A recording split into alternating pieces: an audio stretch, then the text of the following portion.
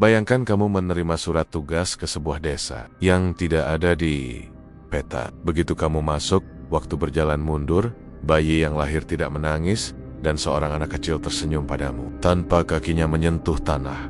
Dan yang paling mengerikan, jika kamu gagal menolong persalinan terakhir di desa itu, kamu tidak akan pernah bisa pulang ke dunia manusia.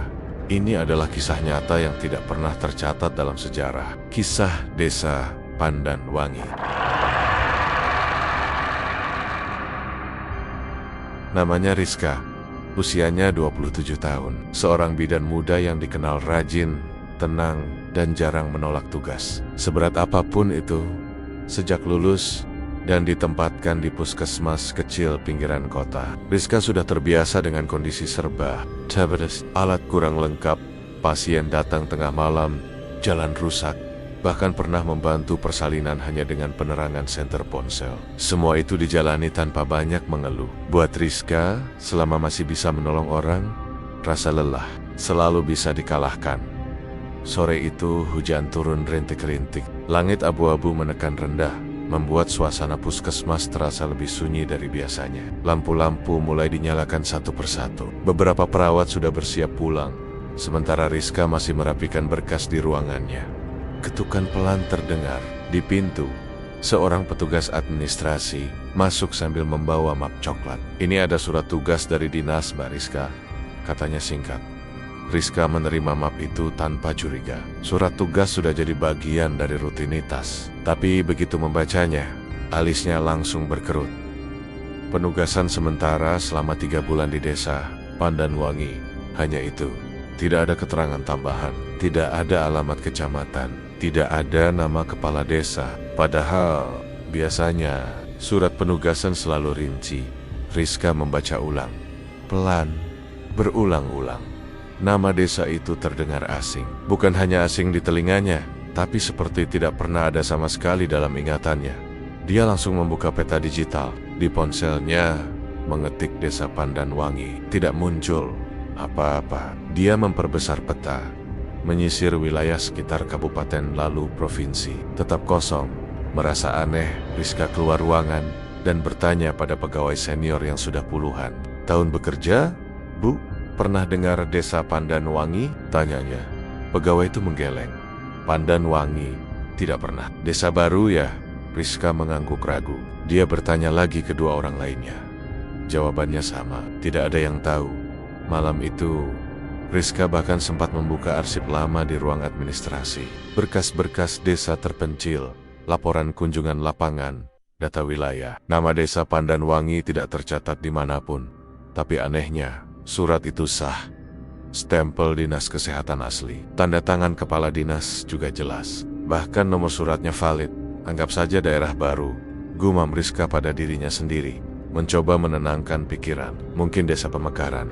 Mungkin daerah yang belum terdokumentasi rapi. Dia memutuskan untuk tidak terlalu banyak berpikir.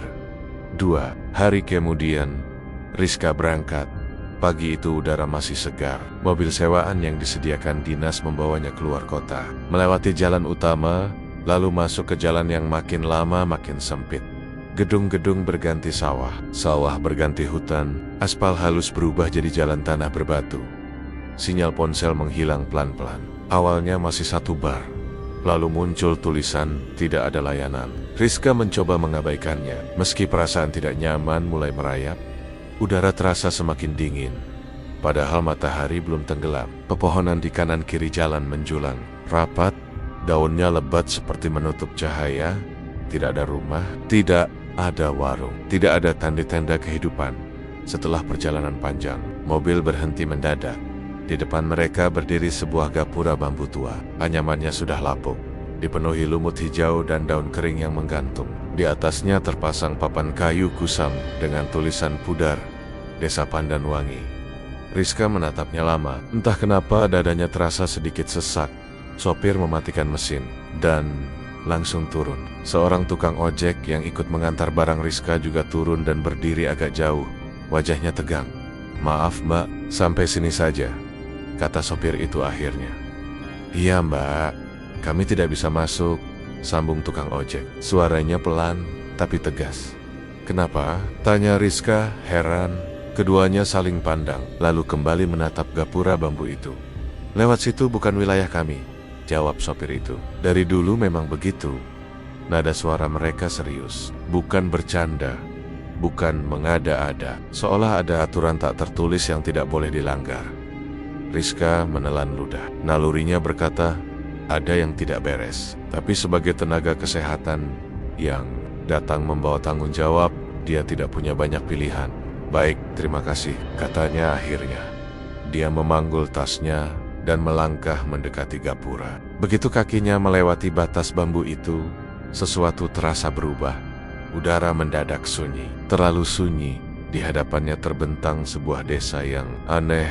Rumah-rumah kayu berjajar rapi, catnya bersih, tidak ada yang retak atau lapuk. Jalan desa rata dan bersih, tanpa lumpur, tanpa dedaunan. Tapi tidak ada suara ayam berkokok, tidak ada anjing menggonggong, tidak ada anak-anak berlarian. Bahkan angin pun terasa enggan berisik. Rizka melangkah pelan. Jantungnya berdegup lebih cepat dari biasanya. Perasaannya campur aduk antara kagum dan takut. Desa itu tampak indah, tapi terasa kosong, seperti panggung tanpa penonton.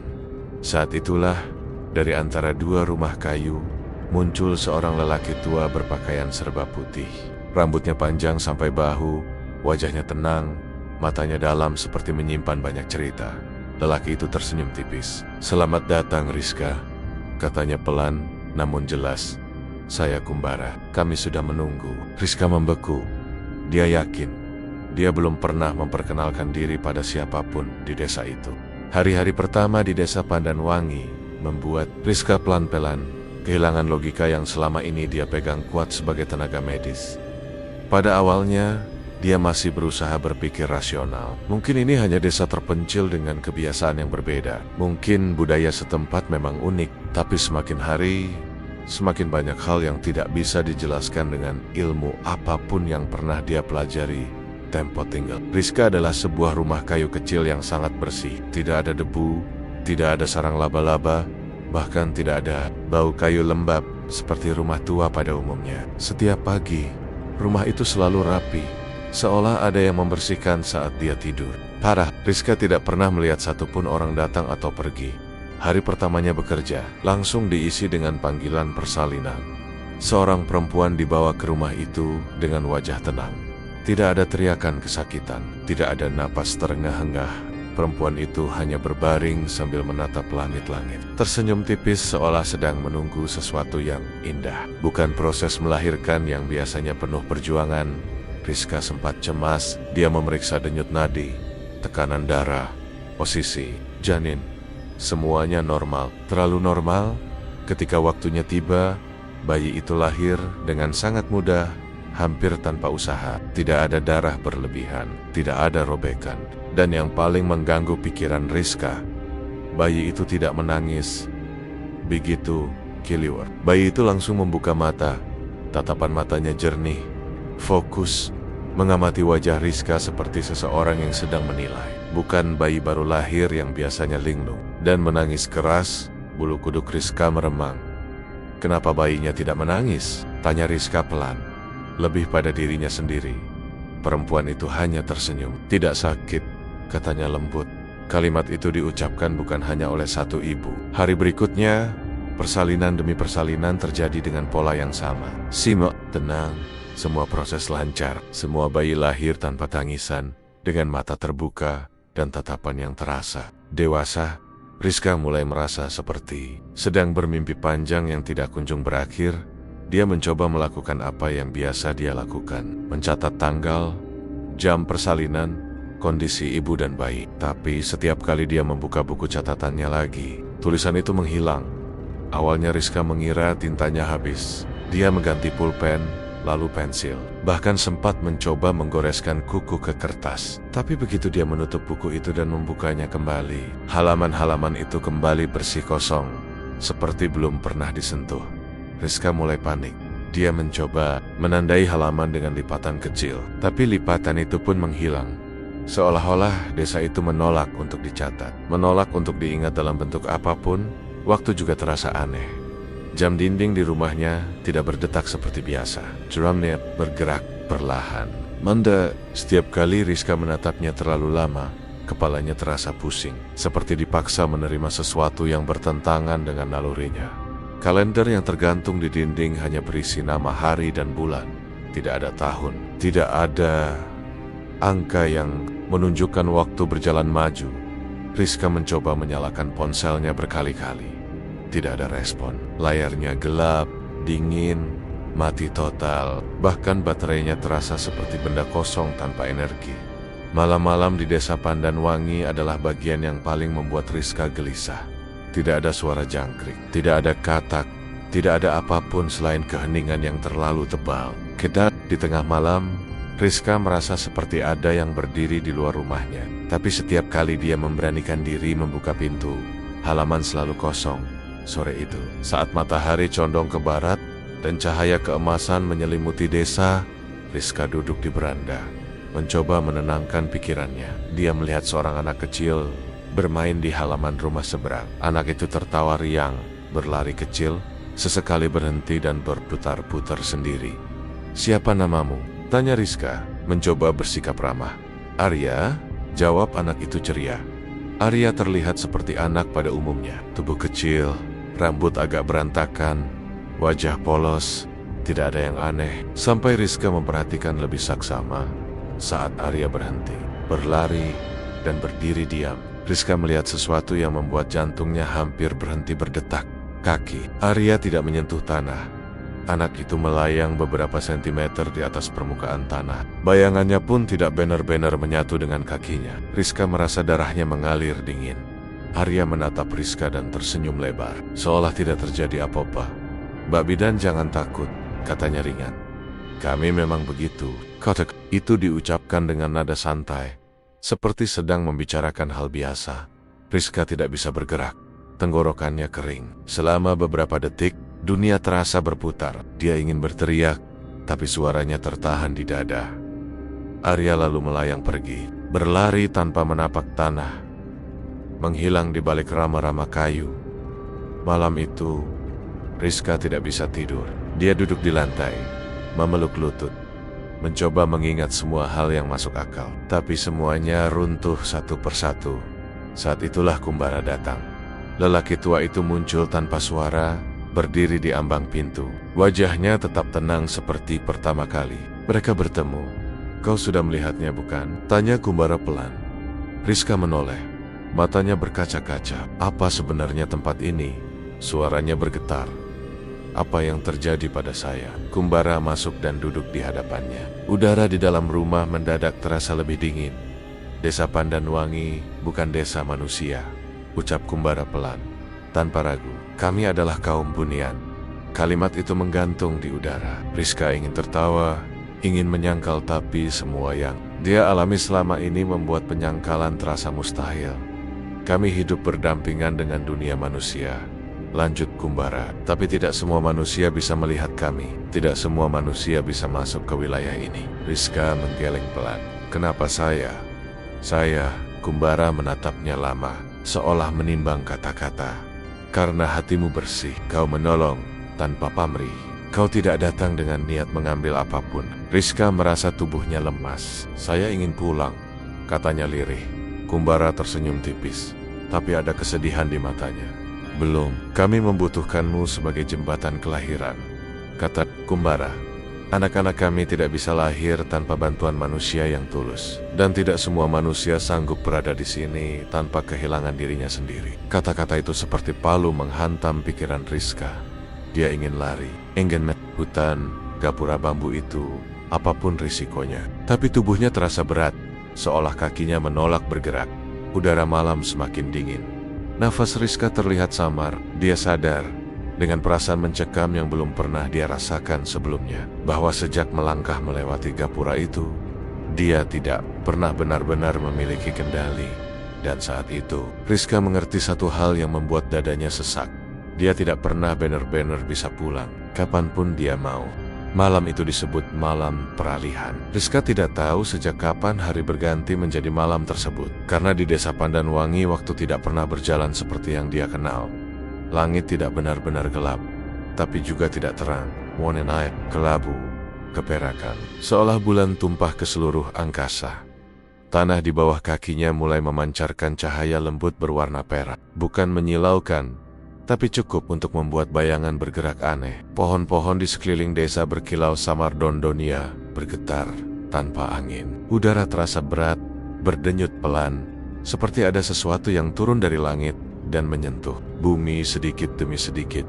Rizka berdiri di tengah halaman rumah persalinan dengan napas tertahan. Jantungnya berdetak lebih cepat dari biasanya. Dia tahu, malam ini bukan malam biasa. Semua penduduk desa Pandan Wangi keluar dari rumah mereka, berdiri diam dengan wajah tenang, menatap ke satu titik yang sama.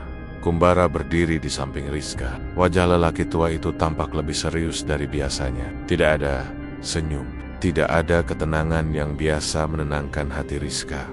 Sudah waktunya, kata Kumbara pelan. Rizka mengangguk, meski tenggorokannya terasa kering. Dia mengikuti Kumbara masuk ke rumah kayu terbesar di ujung desa. Di dalamnya, seorang perempuan. Bunian terbaring lemah, wajahnya pucat, nafasnya tidak teratur. Berbeda dari persalinan sebelumnya, kali ini jelas ada rasa sakit. Rasa sakit yang nyata. Persalinannya sulit, kata Kumbara. Bayinya tidak mau turun. Rizka mendekat, berusaha menenangkan diri. Dia memeriksa kondisi sang ibu, meraba perutnya, mengatur posisi. Semua yang dia lakukan adalah hal yang sudah dia pelajari bertahun-tahun, tapi suasananya membuat pikirannya kacau. Ini ujian terakhir, ucap Kumbara dengan suara berat. Jika kau gagal, kau akan tinggal di sini selamanya. Kata-kata itu menghantam Rizka lebih keras dari apapun. Tangannya gemetar. Untuk sesaat, bayangan hidup selamanya di desa yang tidak tercatat waktu dan sejarah itu muncul di kepalanya. Bayangan tidak pernah melihat keluarganya lagi, tidak pernah kembali ke dunia yang dia kenal. Dia hampir mundur, hampir. Tapi saat Rizka menatap wajah sang ibu Bunian, dia melihat ketakutan yang sama seperti yang pernah dia lihat pada banyak ibu manusia. Ketakutan akan kehilangan, hidup yang tidak mengenal dunia atau asal-usul. Rizka menutup mata. Dia menarik napas panjang, perlahan, dalam. Lalu dia berdoa, bukan doa panjang dengan kata-kata rumit, bukan permohonan untuk pulang, bukan permintaan imbalan atau keselamatan untuk dirinya sendiri. Rizka hanya memohon satu hal dengan hati yang benar-benar kosong dari keinginan pribadi. Keselamatan. Tangannya berhenti gemetar. Nafasnya menjadi stabil. Saat dia membuka mata, dunia di sekelilingnya terasa lebih tenang, seolah malam peralihan memberinya ruang. Rizka mulai bekerja. Dia membimbing sang ibu bernapas, mengatur posisi tubuhnya, menyesuaikan ritme yang terasa aneh, tapi bisa dia rasakan dengan instingnya. Cahaya perak di dalam ruangan berdenyut mengikuti gerakannya. Setiap sentuhan Rizka seolah mendapat balasan dari sesuatu yang tidak terlihat. Waktu berjalan lambat. Sanggot lambat keringat mengalir di dahi Rizka. Tangannya pegal, tapi dia tidak berhenti. Dia tidak boleh berhenti. Lalu, pada satu momen yang terasa seperti detik dan keabadian sekaligus, bayi itu akhirnya bergerak turun. Tangisan pecah di udara. Tangisan keras, nyata, hidup. Rizka tertegun. Untuk pertama kalinya sejak berada di desa Pandan Wangi, dia mendengar suara bayi menangis seperti bayi manusia. Suara itu memantul ke dinding kayu, menembus malam yang berkilau. Cahaya perak di tanah mulai meredup. Pohon-pohon berhenti bergetar. Udara terasa lebih ringan. Dari keyohan, suara alam kembali terdengar.